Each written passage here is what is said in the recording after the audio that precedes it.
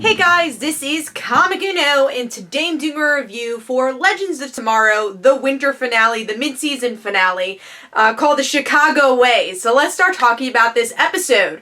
So here we get to see, finally, the Legion of Doom coming together. We have Malcolm Merlyn, Reverse Flash, and Damien Darhk, and they need this piece of an amulet that Sarah has, which was shown in a previous episode, and we find out that this amulet actually creates a map that has a dagger that could destroy reality.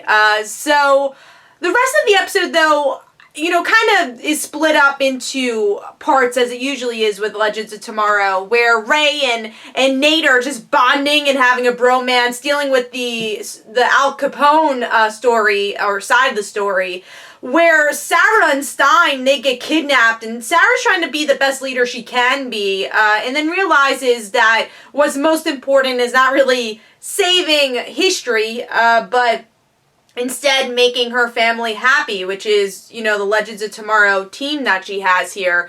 So when Stein reveals about his daughter, at first Sarah's upset, but then Sarah realizes, no, if this makes you happy, and, let's deal with this. We'll deal with it together.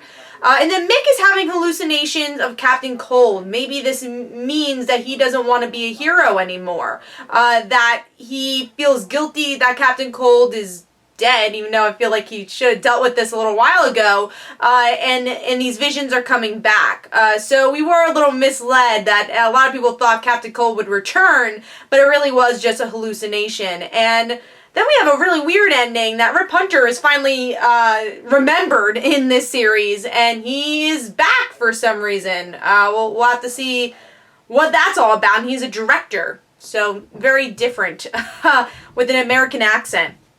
So what did I think of the episode overall? Honestly, I thought this was a really solid episode.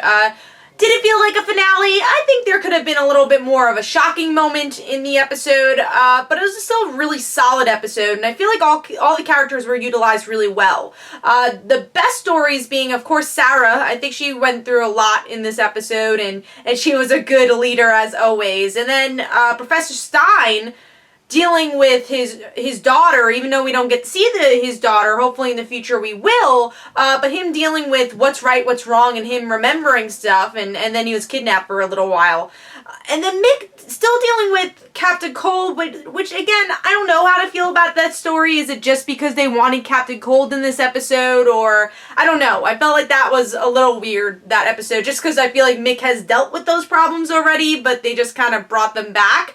And I actually really like the Legion of Doom. Previous episodes, I feel like they were just collecting things, and finally we know why they've been collecting things. I don't really know if I care about them changing reality, but we'll see how that plays off in the second half of the season. But yeah, we'll see how that plays out. And then Rip Hunter returning. I like the show without Rip Hunter, and that has nothing to do against the character. I just feel like there is a good amount of people on the team, but with this new mystery surrounding him, I think it could be an interesting story for him. But once again, is it something that they're like, oh my god, we forgot about Rip Hunter? Because they haven't talked about him. That's been the sad part. I think that would have had more leverage in the end if the team actually talked about Rip a bit more. Now they miss him, and they don't really talk about him at all. So like I said, I thought this was a really solid episode, though, and it had a good character moments, which was important, and I felt like the